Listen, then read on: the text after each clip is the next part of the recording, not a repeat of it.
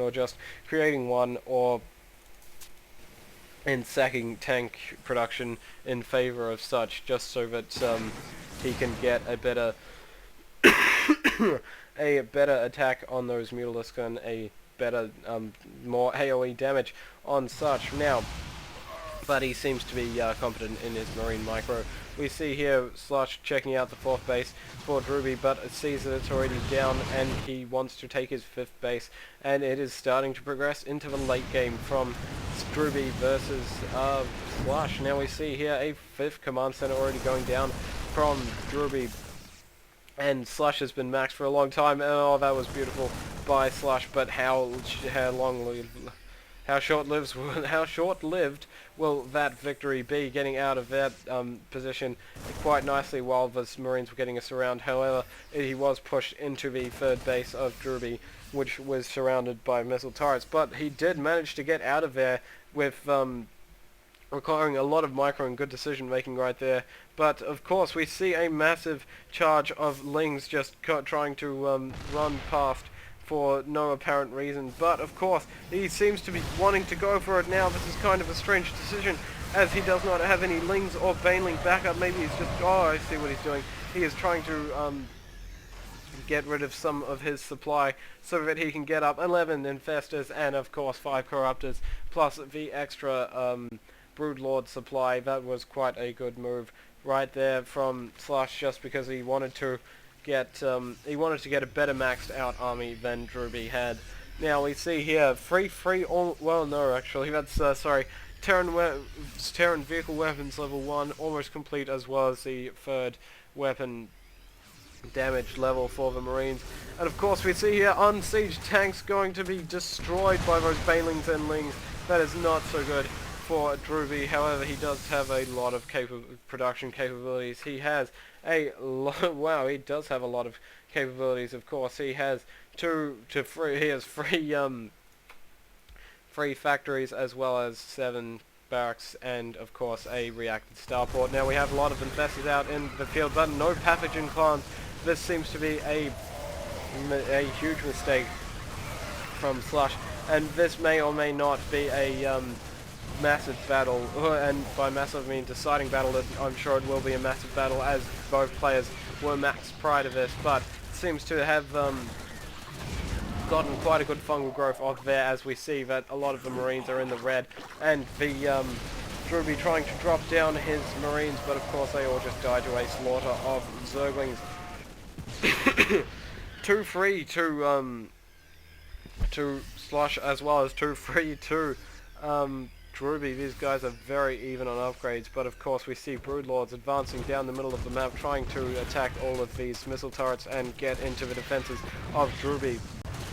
Of course, the creep spread that was going fairly well for Slush, although it is not the best creep spread I've ever seen. It's not bad, and I do enjoy watching a lot of creep spread. Unfortunately, was just, well, quite a lot of it was cleaned up right there from Slush with a nice scan. Now we see Drewbie not wanting to lose this gold base, but of course he knows he has to, as he sees those Lings just juking back and forth outside of his national. And I know what you're saying, you know, you're going, well, why didn't he just attack? Because those Lings didn't seem to be too much. But it was enough to let Drewbie know that there was reinforcements on the way, and it wasn't just an empty, what the heck, these Broodlords are just running into the main army of Drewbie, and that was a huge blunder, and running in all the infestors as well. Oh no, Slush, have you just thrown away the game with that unfortunate maneuver?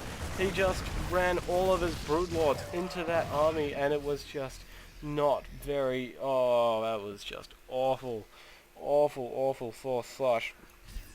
We see what was going to be his 5th base on the way, but is now his 4th down for Drewbie, and it makes you think, was sacking that expansion worth it?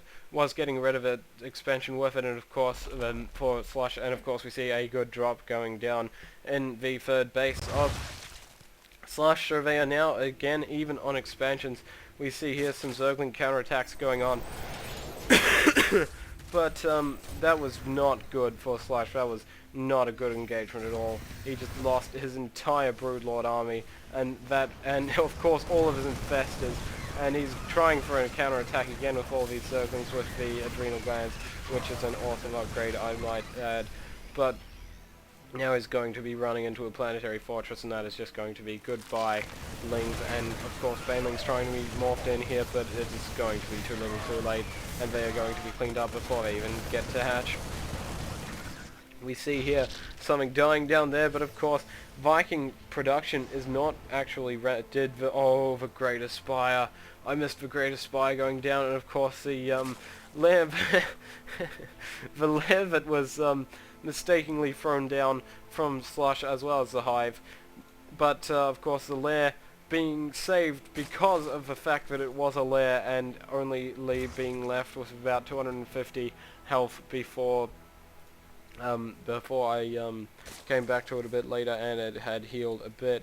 Now, I believe, yes, hatcheries only have 1500, so had that lair been a hatchery, it would have most certainly gone down to that drop that I missed, unfortunately.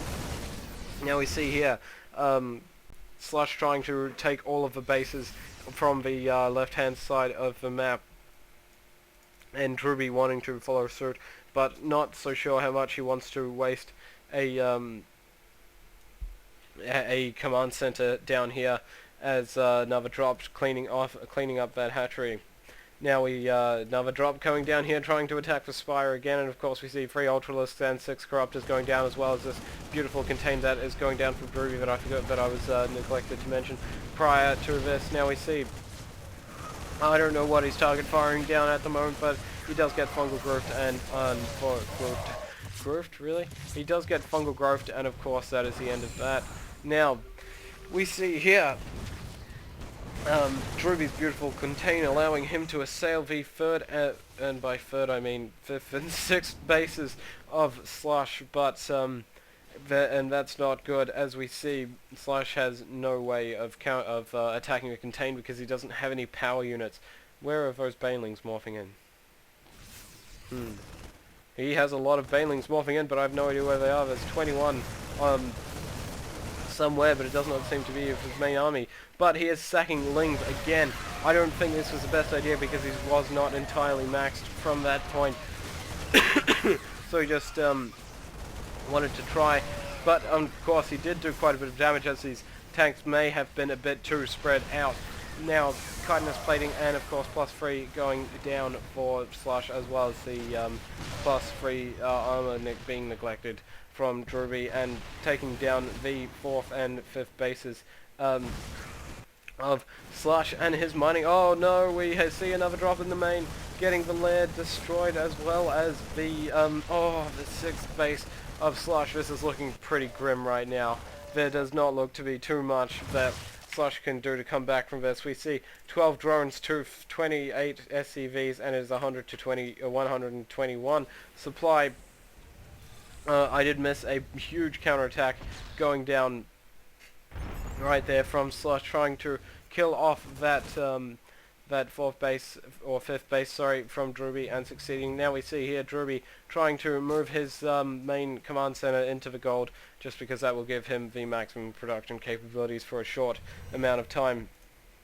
Now unfortunately Slush is either forced to rebuild, and oh, that's a beautiful move right there from Drewbie, apart from the fact that he's misrallying his tanks.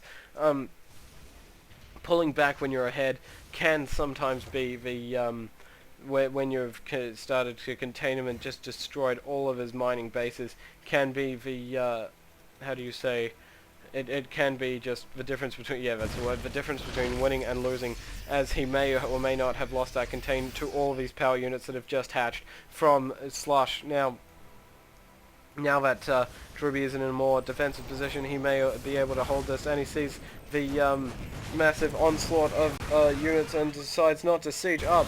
This is huge. We see here the what may or may not be the final battle from Slush and Drewbie. Some pretty nice fungal growth, but I believe some of those he needs to throw down some infested terrain as opposed to just fungal growthing 1 or 2 units at a time, as we saw just there. But Slush actually managing to clean that up, and imagine that on the contain. However, it may not have been as prosperous for Slush as the siege tanks would have been sieged up. But Slush does not have any way of reinforcing this, as he has no production capabilities. All of his drones are gone, and he is forced to remake drones, which is just not what you want to do at 32, 33 minutes in the game. We see most of the energy of Slushes and Festers is almost gone, and we see a nice split right there from Drewbie, and unfortunately trying to hold in there from Slush, but some nice drop micro as well from Drewbie. And there's the infested Terran that needed to be thrown down a bit earlier.